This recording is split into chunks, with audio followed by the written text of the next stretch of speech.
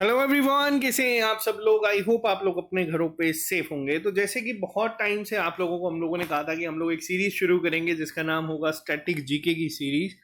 इसमें क्या होगा, आप लोगों ने देखा होगा कि जेके एसएसबी के एग्जाम्स हो, फिर जेके पुलिस कांस्टेबल या फिर आपका सब इंस्पेक्टर के हो, एसएससी का हो, रेलवे का हो, बहुत बार इन एग्जाम्स में कुछ ऐसे क्वेश्चंस पूछे जाते हैं जो ना तो आपके हिस्ट्री में कवर होते हैं, ना ज्योग्राफी में, ना पॉलिटी में, ना ही किसी और कंपोनेंट में, लेकिन वो बहुत फ्रिक्वेंटली पेपर में पूछे जाते हैं जिसे हम लोग स्टैटिक जीके का नाम देते हैं।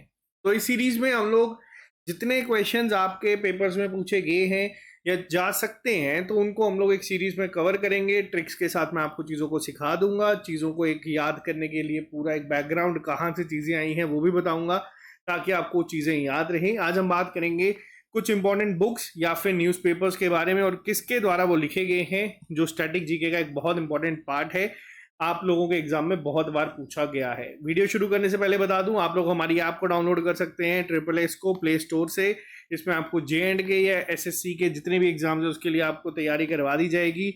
यहाँ पे डेली फ्री टेस्ट करवाए जाते हैं और सबसे इंपॉर्टेंट जो अभी 4000 प्लस कांस्टेबल और जो 750 प्लस सब इंस्पेक्टर की जो रिक्रूटमेंट आई है उसके लिए आपको कंप्लीट कोर्सेज जो है वहाँ पे मिल जाएंगे, जो कि आपके लाइव प्लस रिकॉर्डेड वे में करवाए जाने हैं। और जैसे ही एक बार ऑफिशियली सिलेबस आ जाएगा तो आप लोगों के जो टेस्ट हैं वो भी हम लोग शुरू करवा देंगे। अगर किसी को कोई डाउट आता है तो आप इस नंबर पे हमें व्हाट्सएप कर सकते हैं, हमारी टीम आपको यहाँ पे आपकी हेल्प कर देगी। तो चलिए शुरू करते हैं ये नई सीरीज को, बहुत इंटरेस्टिंग होने वाली है। तो ध्यान से सुनिएगा।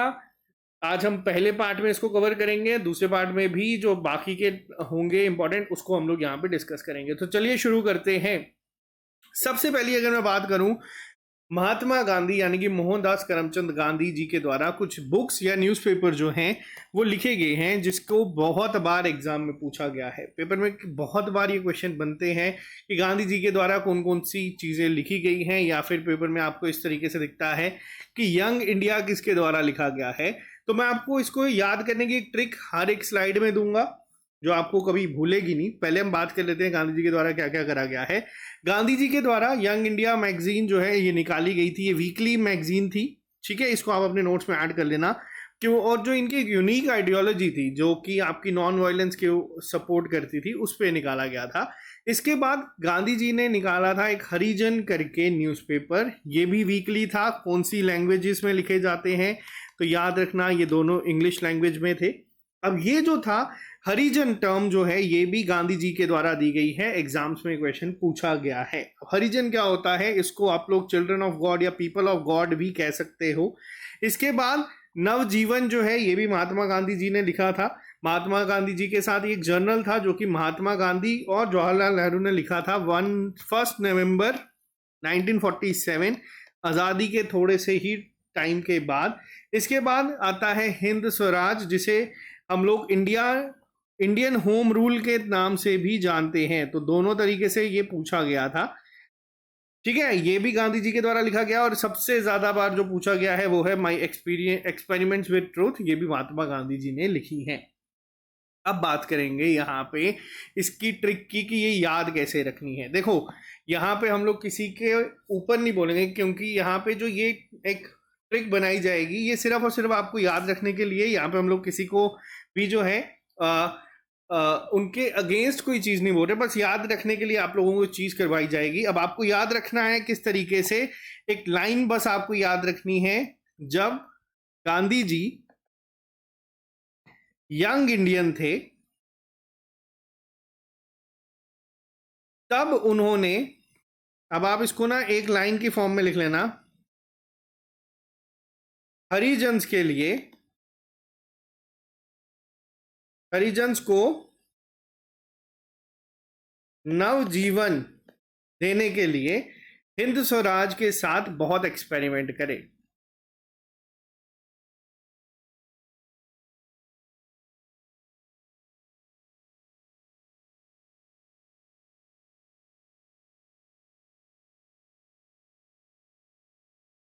ठीक है, अब ये लाइन आप लोग मेरे साथ एक बार फिर रिपीट करोगे। अब यहाँ पे बात करते हैं जब गांधी जी यंग इंडियन थे तब उन्होंने हरिजन्स को नवजीवन देने के लिए हिंद स्वराज यानी कि इंडियन होम रूल के साथ बहुत एक्सपेरिमेंट यानी कि माई एक्सपीरियंस विद ट्रुथ बहुत एक्सपेरिमेंट करे। तो ये जो लाइन है, अब आपको एक लाइन याद रखनी है, ये एक ट्रिक है। देखो ये सारी ट्रिक्स जो है ये मैंने खुद बनाई हैं, आप लोगों के पास अगर इससे बेटर ट्रिक्स होंगी तो आप कमेंट बॉक्स में लिख देना। अब ये जो ट्रिक्स है ये क्यों इंपॉर्टेंट है, क्योंकि देखो पेपर में बहुत बार डायरेक्ट क्वेश्चन पूछा जाता है कि गांधी जी के कि बताओ यंग इंडिया किसके द्वारा लिखी गई है। ठीक है, तो ये कुछ ट्रिक्स के साथ चीजें याद रखना आसान हो जाएंगी। अभी जैसे जैसे हम आगे चलेंगे मैं आपको थोड़ी सी हिस्ट्री भी बताते चलूंगा साथ साथ में। दूसरे फेमस पर्सनालिटी की बात करते हैं जो है बाल गंगाधर तिलक। अब बाल गंगाधर तिलक जो हैं ये बहुत फेमस पर्सनालिटी थे। अब सबसे पहले अगर मैं बात करूं, इनके द्वारा भी बहुत सारे न्यूज़पेपर लिखे गए थे, जिसमें आपका एक आ जाता है केसरी और एक आ जाता है मराठा। ठीक है, अब ये सबसे ज्यादा कंफ्यूजिंग क्वेश्चन बनता है एग्जाम हॉल में। रीजन बीइंग, पेपर में पूछा जाता है कि बताओ मराठा न्यूज़पेपर कौन सी लैंग्वेज में लिखा गया था। तो सबसे पहली चीज आपको बता दूं, ये लिखा गया था इंग्लिश में। बहुत बार एग्जामिनर ऑप्शन में मराठी भी लिखता है ताकि बच्चा कंफ्यूज हो जाए। और आपको बता दूं जो केसरी न्यूज़पेपर था वो लिखा गया था मराठी में।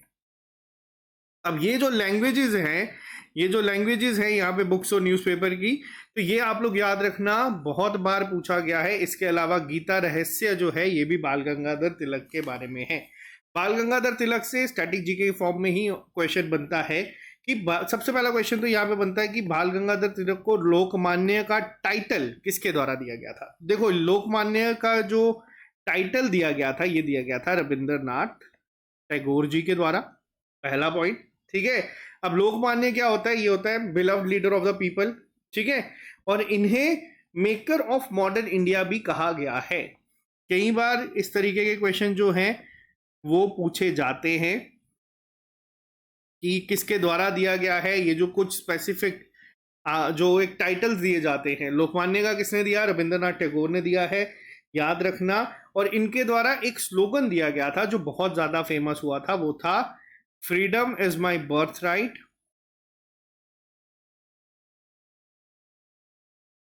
And I shall have it. यानी कि आज़ादी मेरा जो है जन्मसिद्ध अधिकार है और इसे मैं लेके रहूंगा। ये जो है अब चीज़ें आपको याद रखनी है। ये कुछ पॉइंट्स मैंने बताए हैं। अब ट्रिक क्या होगी, अब मैं आपको ट्रिक बताऊंगा तो आपको ट्रिक भी याद रखने में थोड़ी सी आसानी हो जाएगी चीज़ों को। क्योंकि देखो ट्रिक के ऊपर मैं अगर आप लोगों को करवाऊं तो तिलक जी ने, याद रखना, तिलक जी ने केसरी को मराठी में लिखा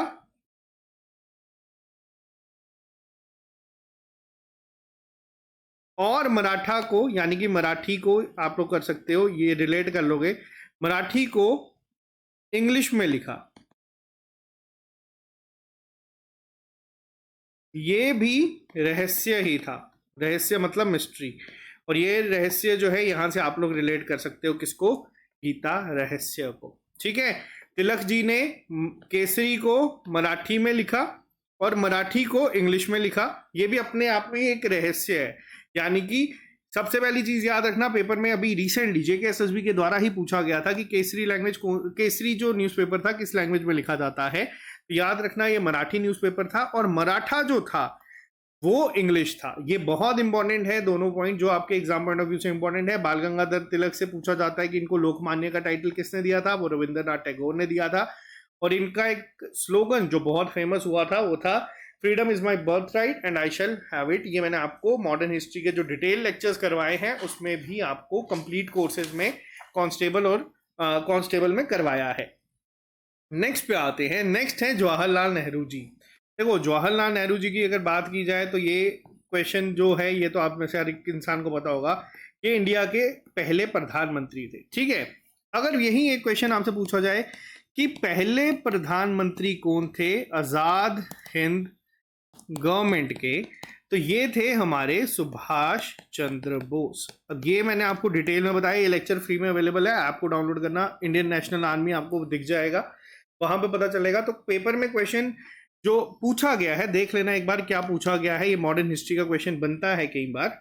अब होता क्या है, पहले प्राइम मिनिस्टर थे तो इनकी जो भी बुक्स हैं ये पूछी जाती हैं। अब इनका क्या था, इनके द्वारा लिखी गई किताबें हैं discovery of India, glimpses of world history और मेरी कहानी। अब देखो है क्या, मैंने आपको बताया ना, याद करने की ट्रिक क्या है। पहले प्रधानमंत्री थे तो इन्होंने क्या करा था, इन्होंने डिस्कवर करा था। एक सेकंड को मैं इसको क्लियर पूरी ट्रिक की लिख के बता देता हूं, ठीक है। ट्रिक याद रखना, जवाहरलाल नेहरू ने इंडिया को डिस्कवर करा, पहले पीएम बने, फिर वर्ल्ड को डिस्कवर करने चल गए।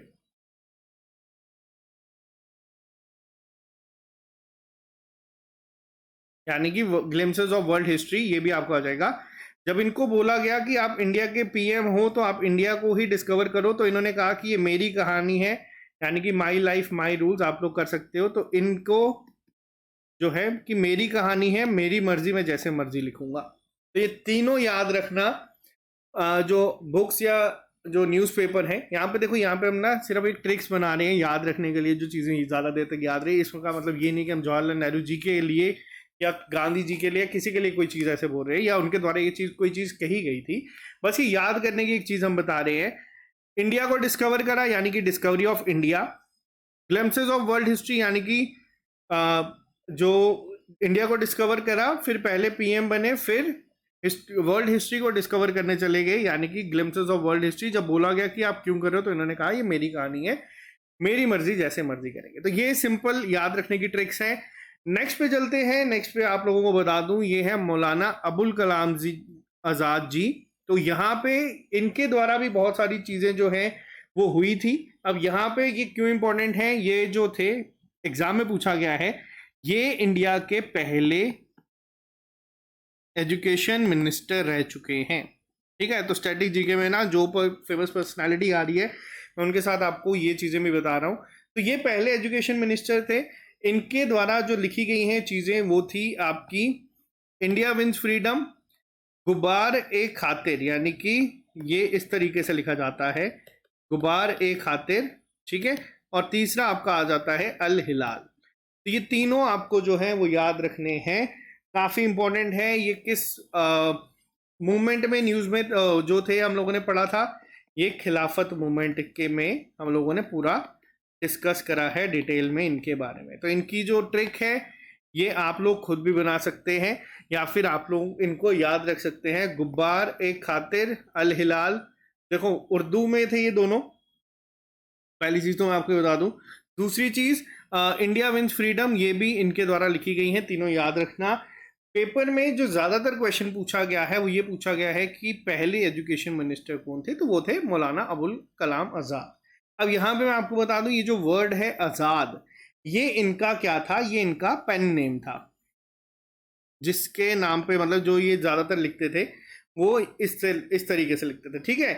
अब बात करते हैं नेक्स्ट क्वेश्चन के ऊपर। लाला लाजपत राय, लाला लाजपत राय जी तो आप लोगों ने पढ़ा होगा, या फिर अगर आप लोगों ने हमसे पढ़ा तो आपको मैंने डिटेल में पढ़ाया था।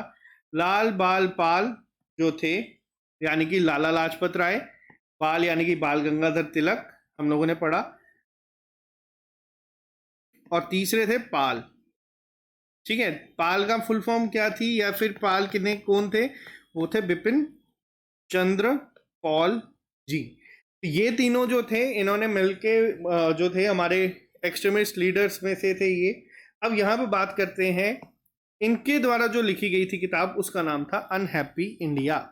और लाला लाजपत राय के बारे में स्टैटिक जीके ही हम लोग पढ़ रहे हैं। आपको बता दूं, हमारे देश का एक बहुत बड़ा बैंक जिसके ये फाउंडर्स में थे वो था पंजाब नेशनल बैंक। तो ये भी याद रख लेना, एक पेपर में ये क्वेश्चन भी पूछा गया था, ठीक है। अब यहाँ पे ये क्वेश्चन अनहैप्पी इंडिया क्यों है तो मैं आपको बताता हूँ। लाला लाजपत राय आप लोगों ने पढ़ा था कि साइमन कमीशन के यहाँ आने के बाद जो उनके साथ लाठीचार्ज में इनकी जान चली गई थी। तो बस आपको ये याद रखना है, साइमन कमीशन के इंडिया आने के बाद लाला जी बहुत अनहैप्पी थे। तो बस ये ट्रिक है, याद रखना, याद रहेगा तो आपको ऑटोमेटिकली चीज़ें एग्जाम हॉल में स्ट्राइक कर जाएंगी। नेक्स्ट पे आते हैं, डॉक्टर राजेंद्र प्रसाद जी, यानी कि ये कौन थे, ये थे हमारे फर्स्ट प्रेसिडेंट ऑफ इंडिया, ठीक है। आज़ादी के बाद पहले प्रेसिडेंट जो थे राजेंद्र प्रसाद जी थे, इनके द्वारा एक बुक लिखी गई थी इंडिया डिवाइडेड, यानी कि ये जो किताब थी ये भी बहुत फेमस हुई थी उस टाइम पे। और आपको पता है कि जब ऑब्वियसली अगर कोई पहला प्रधानमंत्री या प्रेसिडेंट कोई चीज़ लिखता है तो ये स्टैटिक जीके में पूछी जाती है काफ़ी बार। नेक्स्ट पे आते हैं लाला हरदयाल जी। देखो लाला हरदयाल जी ने लिखी थी हिंट्स और सेल्फ कल्चर। अब यहाँ पे मैं आपको थोड़ा सा और बैकग्राउंड में लेके चलता हूँ ताकि आपको चीज़ें याद आ जाए। हम लोगों ने मॉडर्न हिस्ट्री में पढ़ा था 1913 में एक गदर पार्टी बनी थी, ठीक है, जो बाद में फेल हो गई थी, ज़्यादा नहीं कर पाए थे। ये उसके फाउंडर मेंबर्स में थे। अब इसकी ट्रिक क्या है, लाला हरदयाल जी की जो गदर पार्टी फेल होने के बाद उन्होंने लोगों को तब भी हिंट दिए कि अपना सेल्फ कल्चर कैसे याद रखना है, ठीक है। अब याद कैसे रख सकते हैं, देखो मैंने आपको बताया ना, लाला लाजपत राय जी के बारे में क्या बताया कि वो अनहैप्पी इंडिया जो थी उन्होंने लिखा था। बट लाला हरदयाल जी ने क्या करा, इन्होंने फिर भी हिंट दे दिए कि किस तरीके से अपने सेल्फ कल्चर पे काम करो, ठीक है। लाला लाजपत राय जी अनहैप्पी थे, ठीक है, लाला यहां से याद रखना। और लाला हरदयाल जी ने एक तरीके से आप याद रख सकते हो हिंट दे दिए थे कि ये अनहैप्पी क्यों थे। दोनों ट्रिक्स को लिंक करके भी कर सकते हो। तो पेपर में अगर कभी दिखेगा हिंट फॉर सेल्फ स्ट्रक्चर तो यहाँ से आपको ये नाम याद आ जाएगा और आप लोग इसको मार्क कर देंगे। पेपर में पूछा गया है इसलिए आप लोगों को ये पता होना चाहिए। नेक्स्ट पे आते हैं, बहुत फेमस नाम है इनका, नाम है SN बनर्जी, ठीक है। बनर्जी इस तरीके से भी लिख सकते हो और बंगाली इन्होंने ऐसे लिखा है, इसको जो लिखा गया था वो इस तरीके से भी लिखा जाता है। अब देखो क्या थे, मैं आपको बताता हूँ। SN बनर्जी पे क्वेश्चन बनते हैं, इनफैक्ट हम लोगों के भी रिसेंटली जो टेस्ट हुए थे उस पर भी क्वेश्चन बना था और बहुत फेमस नाम है। अब इन्होंने 2 किताबें लिखी थी, पहली थी बंगाली और दूसरी थी अ नेशन इन मेकिंग। इसके अलावा जो SN बनर्जी इंपॉर्टेंट है, क्यों, पहला पॉइंट, इनको किस नाम से जाना जाता था, इनको राष्ट्र गुरु के नाम से जाना जाता था, ठीक है। अब राष्ट्र गुरु क्या होता है, राष्ट्र गुरु होता है टीचर ऑफ द नेशन। अभी तक हम लोग पढ़ते आ रहे हैं कि फादर ऑफ द नेशन कौन होता है, father of the modern nation कौन है। तो यहाँ पे आपको बता दूं टीचर ऑफ द नेशन किसे कहा जाता है, राष्ट्र गुरु जो कहा जाता है वो कहा जाता है SN बनर्जी को, ठीक है। अब इनकी जो 2 किताबें हैं, अब सबसे पहली चीज आपको याद रखना आसान हो जाएगी। मैंने आपको क्या बताया था, मराठी, यानी कि मराठा न्यूज़पेपर किस में लिखा गया था, इंग्लिश में लिखा गया था।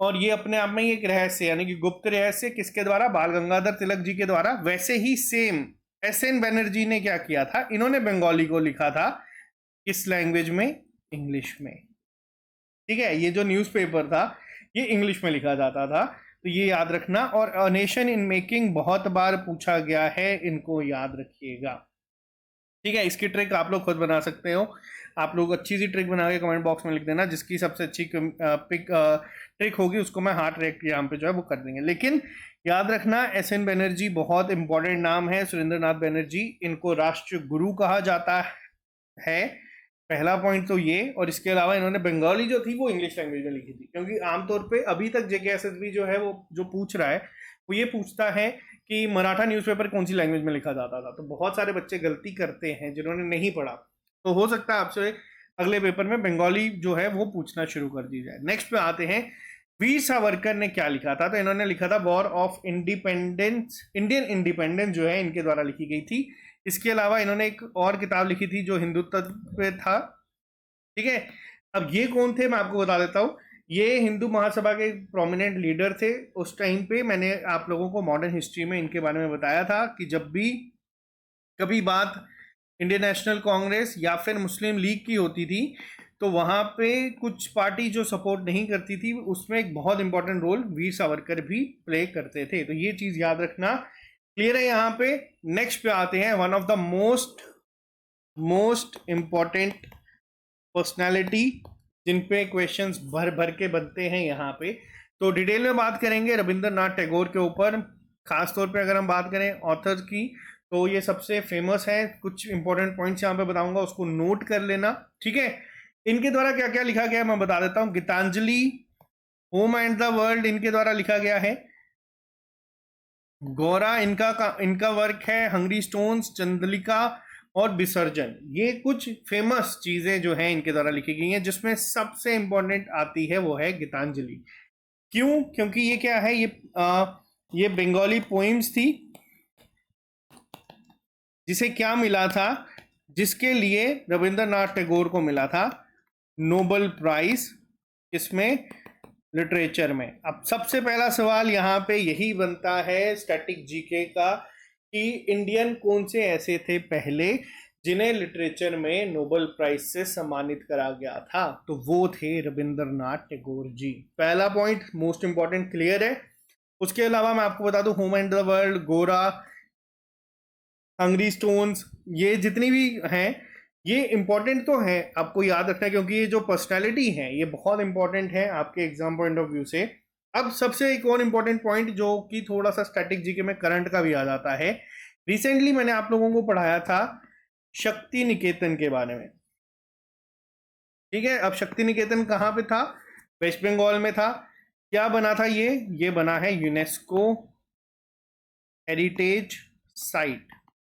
तो ये शक्ति निकेतन बेसिकली है क्या? तो ये शक्ति निकेतन जो है ये इन्हीं का ही एक रेजिडेंशियल स्कूल है जो इन्होंने शुरुआत करी थी, जिसमें इनका जो काम है वो आपको यहाँ पे दिखेगा। तो पेपर में क्वेश्चन ये भी बनता है कि ये कहाँ पे है, तो ये है आपका वेस्ट बंगाल में। ठीक है, किसका है? रविंद्रनाथ टैगोर जी का है। क्लियर है? अब हम लोग हर बार सुनते आ रहे हैं जन गण मन। ठीक है, जन गण मन क्या है? नेशनल एंथम, बिल्कुल सही है। ठीक है, अब आप लोगों को यह भी पता होगा कि किसके द्वारा लिखा गया है। ये लिखा गया है रविंद्रनाथ टैगोर जी के द्वारा। पेपर में क्वेश्चन क्या बनता है? पेपर में क्वेश्चन ये बनता है कि ये पहली बार गाया कहाँ गया था, फर्स्ट टाइम कहाँ पे गाया गया था। तो ये पहली बार गाया गया था 27 दिसंबर 1911 में, जो इंडियन नेशनल कांग्रेस का सेशन हुआ था कहाँ पे, जो कि कलकत्ता सेशन था, वहां पे ये पहली बार गाया गया था। ऑफिशियली कब अडॉप्ट करा गया था एज ए नेशनल एंथम? तो ऑफिशियली ये नेशनल एंथम को अडॉप्ट किया गया था कब? 24 जनवरी 1940 में। ये क्वेश्चंस क्या है मैं आपको बताता हूँ। देखो, ये क्वेश्चन ना पेपर में पूछे गए हैं बहुत बार, एसएससी में पूछा गया है। ये नहीं पूछा गया कि जनगण मन नेशनल एंथम है, ये पूछा गया है कि किसके द्वारा कंपोज किया गया है, रविंद्रनाथ टैगोर के द्वारा किया गया है। पहली बार कब गाया गया था ये पूछा गया है। और इनफैक्ट ये भी पूछा गया था शक्ति निकेतन, शांति निकेतन का भी, सॉरी मैंने शक्ति निकेतन लिखा है, वो शांति निकेतन है। एक सेकेंड, सॉरी, इसको थोड़ा सा क्लियर करते हैं। ये शांति निकेतन है, सॉरी यहाँ पे थोड़ा सा हो गया। ठीक है, तो ये चीज क्लियर है। अब आपको एक और चीज बताता हूं, हम लोग अब नेशनल सॉन्ग्स एंथम पे चल रहे हैं। तो वंदे मातरम क्या है? वंदे मातरम आप लोगों को पता है हमारा क्या है? National song. अब यहां पे ना एक चीज ऐसी होगी जो आप में से शायद कुछ बच्चों को नहीं पता होगी, अगर मैं गलत नहीं हूं। किसके द्वारा लिखा गया है अगर ये पूछा जाए, तो ये लिखा गया है बंकिम चंद्र चट्टोपाध्याय के द्वारा। ठीक है, ये आप सबको पता है। लेकिन अगर मैं यहां पे बात करूं कि वंदे मातरम को कंपोज किसने किया था, यानी कि लिखा किसके द्वारा गया है, बिल्कुल बंकिम चंद्र चट्टोपाध्याय के द्वारा लिखा गया है। लेकिन एज अ पोइम किसके द्वारा कंपोज किया गया था, यानी कि गाया गया था, तो वो भी गाया गया था रविंद्रनाथ टैगोर के द्वारा। पेपर में आमतौर पर जो ज्यादातर क्वेश्चन बनता है वो ये बनता है कि किसके द्वारा ये लिखा गया है। ठीक है, तो लिखा बंकिम चंद्र चट्टोपाध्याय ने ही है। लेकिन अगर कभी पेपर में पूछा जाएगा किसके द्वारा कंपोज करा गया है, यानी कि पोएम की फॉर्म में किसके द्वारा गाया गया था, तो ये रविंद्रनाथ टैगोर ने करा है। ये हमारा नेशनल सॉन्ग है। ये कब एक्सेप्ट हुआ था? 1947 में एज ए नेशनल सॉन्ग इसको ऐड करा गया था। ये पॉइंट्स जो है काफी इंपॉर्टेंट है। किसके रिलेटेड? रविंद्रनाथ टैगोर जी के रिलेटेड। पेपर में ये बहुत ही ज्यादा बार इनफैक्ट क्वेश्चन बनता आया है कि नोबेल प्राइज किसको मिला था, किस चीज के लिए मिला था, तो गीतांजलि के लिए मिला था, ये याद रखिएगा। नेक्स्ट पे चलते हैं। नेक्स्ट आए हैं हमारे मदन मोहन मालवीय जी। ठीक है, मदन मोहन मालवीय जी जो है ये भारत रत्न सम्मानित है। इनको भारत रत्न मिला था अभी 2014 में, अगर मैं गलत नहीं हूं तो। अब इन्हें भी क्या जाना, किस नाम से जाना जाता है, इन्होंने क्या क्या लिखे हैं इनके काम के ऊपर अगर हम बात करें तो इन्होंने लिखा है अभ्युदय और हिंदुस्तान लीडर जो है इनके द्वारा लिखा गया है। मोहन मालवीय के बारे में अगर मैं बताऊं, मदन मोहन मालवीय के बारे में, तो इन्हें ये 3 बार इंडियन नेशनल कांग्रेस के प्रेसिडेंट रह चुके हैं, एक प्रोमिनेंट लीडर थे उस टाइम के। इसके अलावा ये फाउंडर थे इसके अखिल भारत हिंदू महासभा के भी। ठीक है, अब यहां पे बात करते हैं इन्हें जो है तो एक नाम से रेफर करा जाता था, वो क्या था? अब ये बहुत इंपॉर्टेंट पॉइंट है, यहाँ पे याद रखना। रविंद्रनाथ टैगोर के बारे में अभी हम लोगों ने पढ़ा, ठीक है, अभी हम लोगों ने पूरा डिटेल में पढ़ा। वो उन्होंने इन्हें किस नाम से संबोधित करा था? तो इन्होंने करा था महामना के नाम से। पेपर में क्वेश्चन पूछा जाता है कि महामना किसे कहा जाता है इंडियन हिस्ट्री में। याद करने की ट्रिक क्या है? MAMH, तो आपको यहां से ही आइडिया हो जाना चाहिए कि इन्हें कहा गया है। महामना का मतलब जो है वो अलग है, ठीक है। गांधी जी ने इन्हें क्या कहा गया था? गांधी जी ने इन्हें देव पुरुष कहा गया है, पुरुष कहा था, ठीक है। तो कहीं अगर कभी पूछा जाएगा तो याद रखना, ठीक है। तो ये पॉइंट इंपॉर्टेंट है। इनके अलावा जो अभ्युदय और हिंदुस्तान लीडर है वो इनके द्वारा लिखी गई है। क्लियर है ये पॉइंट यहां तक? नेक्स्ट पे चलें, नेक्स्ट पे चलते हैं। गोपाल कृष्ण गोखले जी। गोपाल कृष्ण गोखले पेपर में जो सबसे ज्यादा बार क्वेश्चन बना है वो ये नहीं है कि इनकी बुक का नाम क्या है, जो सबसे ज्यादा ये बना है कि महात्मा गांधी के पॉलिटिकल गुरु कौन से थे, ठीक है।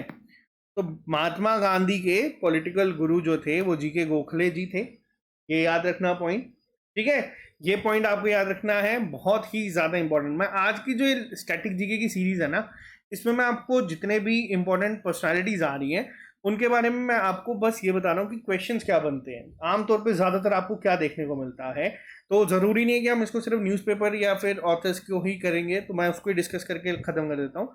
मैं मेजॉरिटी चीजें आपको बता रहा हूँ जो पूछी जा सकती हैं। नेक्स्ट में आते हैं, केशव चंद्र सेन की अगर मैं बात करूं तो अब यहाँ पे जो क्वेश्चन है ये 2 तरीके से बनता है।